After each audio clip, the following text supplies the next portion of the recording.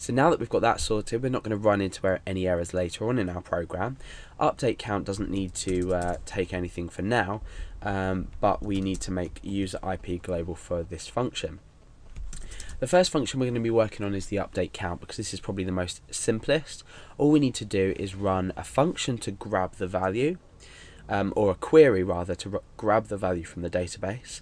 We then need to grab this or add one to this and then insert it into the database, or update the count field. So let's go back to hits count so we can work with this. So count at the moment is equal to 0. So the first thing we're going to focus on doing is grabbing this value. So let's create a query, and it's just text for now. We're going to run the query in a moment so we can see if the query's worked or not. So I'm going to say select count from hits count. That's it. So let's put these in with apostrophes around them so we can see it better. So now we can run the query. So query run equals MySQL query. Remember, we're using this function and we're just putting the text that we've defined our query up here. So this query should work because we know that it's working. So let's run the page. Let's first of all call this function. Okay, let's go back to our page and see if we have any errors. Okay, we don't, but I want to make sure we don't run into any errors, so I want to say if, and I'm going to enclose this in brackets, then we continue. Okay, if not, we want to say die, and we want to say, in fact, we won't use die because this can sometimes interfere with the template of your website. For example, if you were including this at the top of your website, you're not going to want to kill the rest of the page just because the query is not working. So for now, we're going to leave this out. At the moment, we've just got an if statement. We haven't got an if else statement. So all we're doing is we're saying if this query works, then run it. Otherwise, just be silent. We're not going to say anything to the user.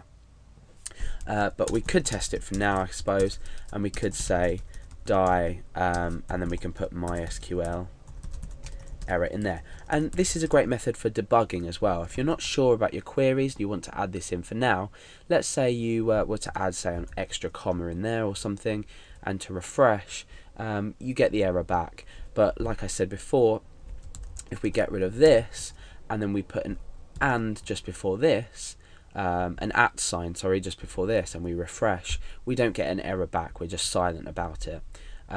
So let's get rid of that now. So presuming our query has run, we've checked that our query's run, we need to get the value returned from this query.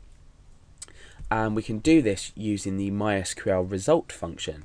So I'm going to say count equals MySQL result. Now there's a few arguments we need to pass through to this. The first one is the query that's been run, so that's query run. And the second one is the row that we want to receive, get the value from. Now obviously we've only got one row, and we're only ever going to have one row. We're not inserting more than one row, we're just updating this single row here. So remember, this is the row here and this is the field name down here, the column. So row and column. So we've got count equal to 0 at the moment. It's on the 0 row, so the first row is the 0 row, because remember we start at 0 when we're counting. So we've got 0, so we type 0 in there. And lastly, we need to specify the field name, which is count. So I can just write count in there. So now the value count, this here, is equal to 0. So let's echo count out to see what happens. So update count function is now going to give us a 0 back. So let's just change this inside of our database to make sure that everything's working. Let's just give this a value of, say, 21. We can go back to our page, refresh, and we get this value back. So we know that everything's working properly. Let's just change this back to 0. Click go. Okay, so back to 0. Now that we've got this count variable, we can create a new variable called count_inc, and that is going to be equal to count plus 1. Otherwise, we could say count plus plus, but for now I just want to create a new variable to keep things simple. So count inc equals count plus 1.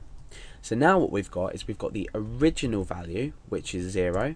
Ooh, let me just click back to here. We've got the original value, which is equal to 0.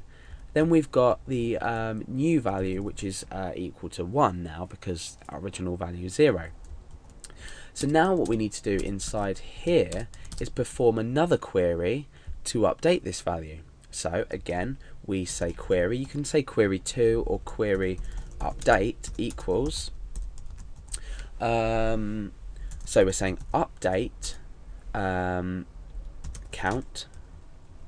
Oh no, sorry, we're saying update hits count set count equal to and this is just going to be our count inc value. So count inc. So we can also enclose this in single quotation marks. So update hits count, to update this table, that's not enough information. Now we need to say what we want to set. So we're setting count, which is equal to, let's just go down, this here, set this value to count inc, which is now equal to 1 because we've refreshed. So now we can run this query. So query update run equals MySQL query. Remember, we require this function to actually process our query. So just doing this isn't enough. So and that is query update. And now we can use exactly the same structure here, and we can say if, and enclose this in brackets, if query update run equals, so if that runs, then we're going to echo out OK for now, but we don't actually need to do that. So